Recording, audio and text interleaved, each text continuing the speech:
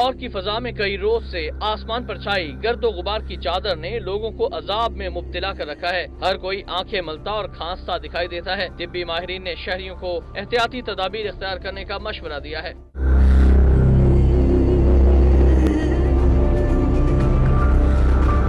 महकमा मौसमियात ने इसकी वजह आलूदगी और बारिशों की कमी को करार दिया है और कहा है कि आने वाले दिनों में इसके मजीद बढ़ने का अंदेशा है। स्मोक की वजह लाहौर और गिरदोनवाह में खुश्क मौसम का तवील अरसा है, जबकि रातों को सर्दी का एहसास भी बढ़ गया है और फजा में मौजूद आलूदगी ने नमी से मिलकर स्मोक की शक्ल इख्तियार कर ली है।